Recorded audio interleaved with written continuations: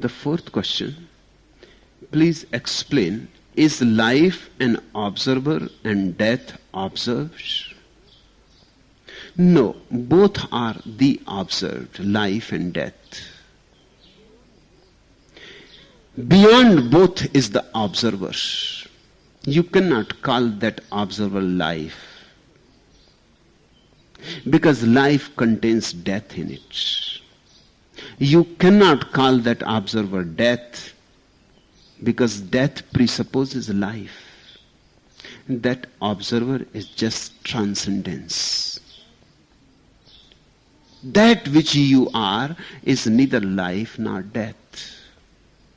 You pass through life, you pass through death, but you are neither. You are just a witness to it all. You pass through happiness, you pass through misery, you pass through disease, you pass through health, you pass through success, you pass through failure, but you are neither. You remain the watcher. You remain the witness. That witnessing is beyond all dualities. So don't try to make it identified with one part of the polar. Life is one part of the same circle in which the other half, death, exists. Death and life are not apart. They are together. Death and life are two aspects of the same energy. Two faces of the same coin. On one side life, on the other side death. Can you think of life without death? Or can you think of death without life? So they are not really opposites but complementaries. They are friends, not enemies. They are business partners. I can understand your question. You would like to be identified with life so that you can say, I am immortal. No death for me. That is your hankering. And I am not saying that you are not immortal, but the immortal word is not right. You are eternal, not immortal. Immortal means you have no death. Always life, always life.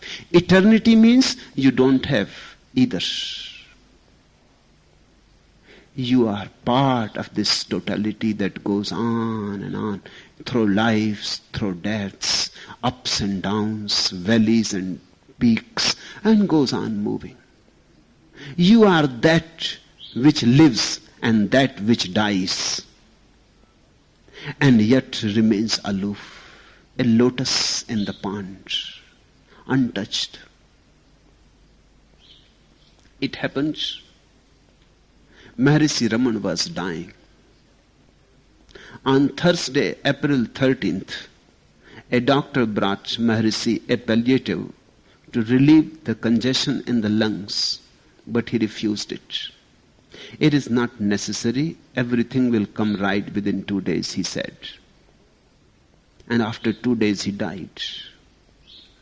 At about sunset, Maharishi told the attendants to sit him up.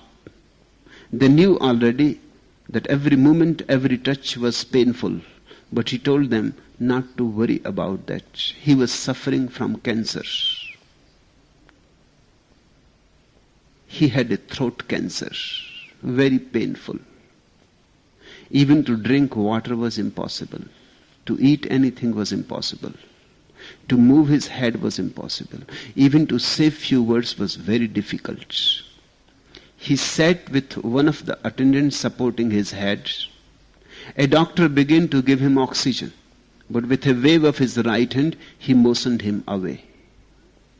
Unexpectedly, a group of devotees sitting in the veranda outside the hall began singing Arunachal Seva, a bhajan that Maharishi liked very much. He liked that spot Arunachala very much, the hill he used to live upon. That hill is called Arunachala. And the bhajan was a praise for the hill. On hearing it, Maharishi's eyes opened and shone. He gave a brief smile of indescribable tenderness. From the outer edges of his eyes, tears of bliss rolled down. Somebody asked him, Maharishi, are you really leaving us? It was hard for him to say, but still he uttered these few words. They say that I am dying, but I am not going away. Where could I go? I am always here.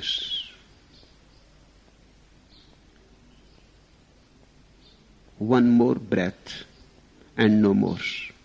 There was no struggle, no spasm, no other sign of death, only that the next breath did not come.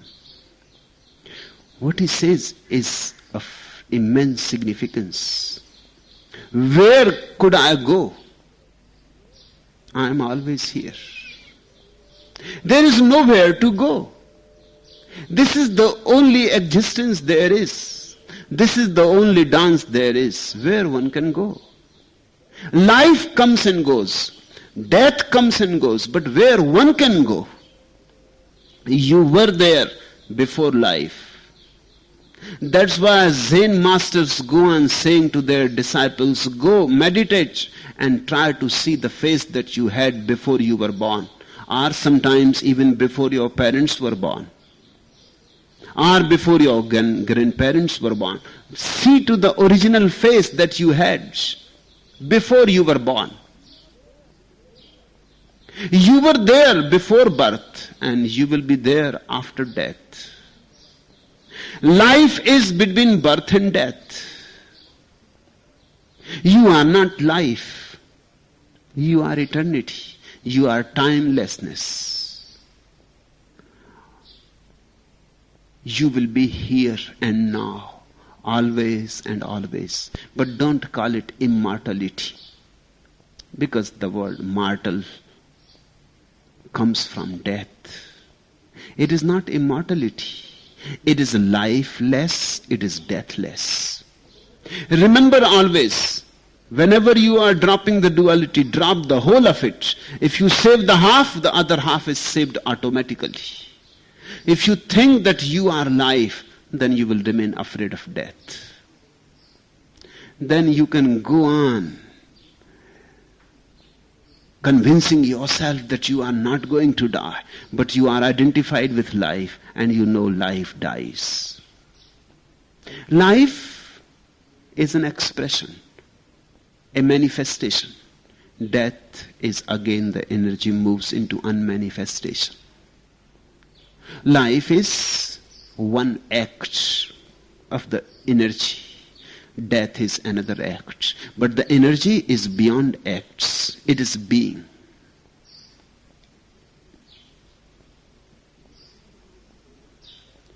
Yakusan's manner of death was a peace with his life. A great Zen master, Yakusan. When he was about to die, he yelled out, "The hall is falling down! The hall is falling down!" The monks brought various things and began to prop it up. Yakusan threw up his hands and said, "None of you understand what I mean," and died. The hall is based on life and death duality. The duality is the house, the hall. The duality is falling. That's what Yakusan means when he says the hall is falling down. The dual is disappearing and the non-dual is arising. The clouds are disappearing and only the pure sky is left. That pure sky cannot be identified by any word that comes from any pair of any duality. You cannot call it light, because light is part with darkness, a partner with darkness. You cannot call it love, because love is partner with hate. You cannot call it man, because man is a partner with woman. You cannot call it any name because all names are part of dualities. Hence, Buddha is silent about it. Whenever somebody asks him, "What will happen to you, sir, when you will leave the body?" he smiles. He does not say a single word because all words will be wrong, inadequate. All words will be false, untrue. Because all words come from the dual language. Our language is dual. The non-dual cannot be expressed. That's why Buddha kept silent about God, about the eternal, about the ultimate. He will not say a single word.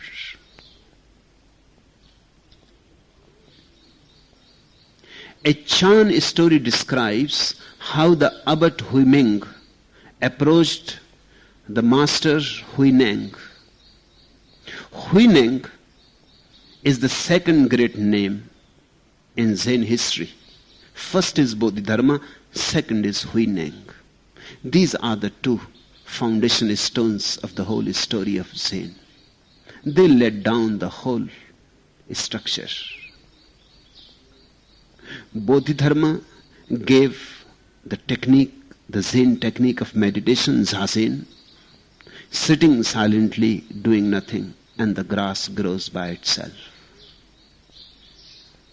Non-doing, just witnessing. Wei Wu Wei.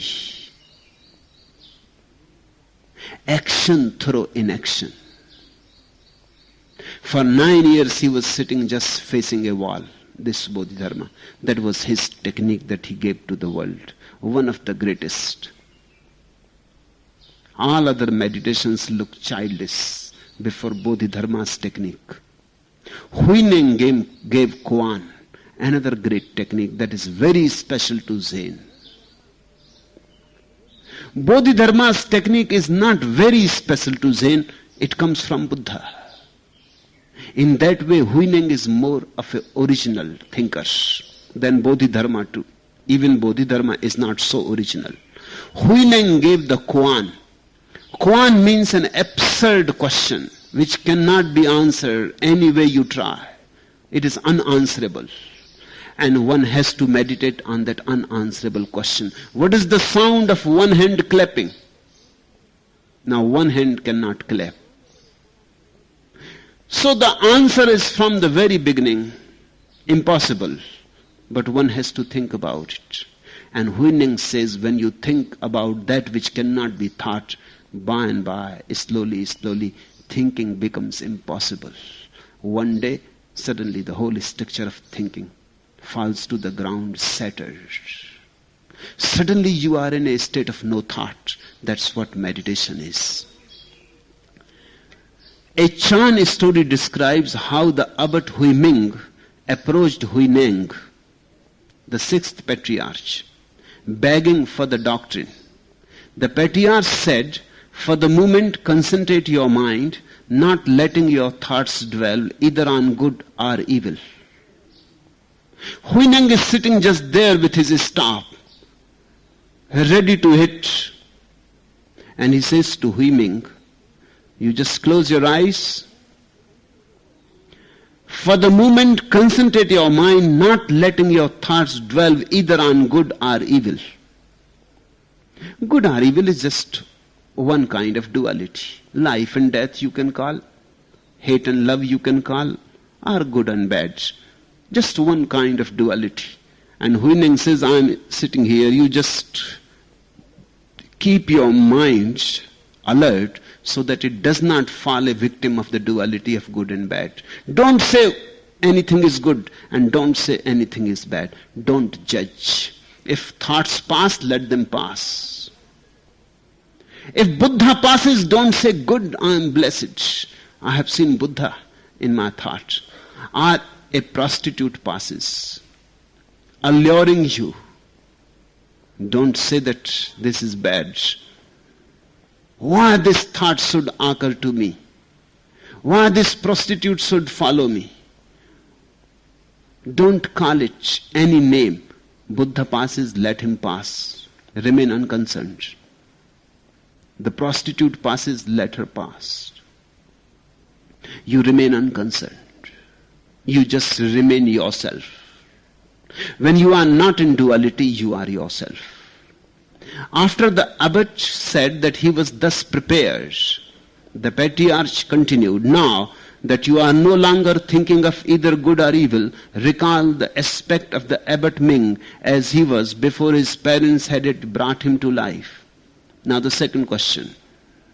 When the Ming said, I am ready now. Now I am not saying good or bad. I am clean of judgment. Must have been a rare man, this Ming himself. Must have been meditating. He was a monk, a sannyasin, may have been meditating for years. Otherwise it is not so easy. And you cannot deceive a Zen master.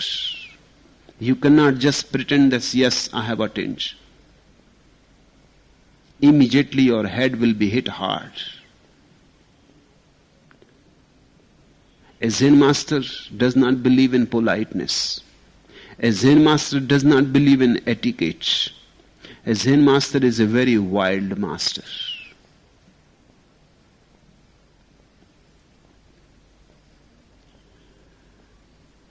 And when the abbot said that now I am prepared, Huineng said, now that you are no longer thinking of either good or evil, recall the aspect of the abbot Ming as he was before his parents had yet brought him to life. Now go backwards. Find out about yourself who you were before you were born. What you were before you were born. Think of that consciousness. Go into it. The abbot, under the impact of these words, abruptly entered a state of silent identification. He then did obeisance and said, it is like a man who drinks water. He knows in himself whether it is cold or warm. Now he cannot answer. He himself cannot answer. He has tasted. He has known who he was and who he is and who he will be. But now he cannot say anything about it. It is unutterable. It is ineffable. He says only one thing, sir, it is like a man who drinks water. He knows in himself whether it is cold or warm. Now I know, but I cannot tell you. So knows Huineng, but he cannot tell. So knows Buddha, but he cannot tell. So know I, but I cannot tell what exactly it is. One thing I can say, but that will be always negative. It is neither life nor death. It is neither time nor space. It is neither body nor mind. It is neither the visible nor the invisible. It is neither good nor bad. It is neither God nor devil. I can only negate. I can only say that which is it is not. But what it is, you will have to drink. Only when a man drinks water, he knows whether it is cold or warm.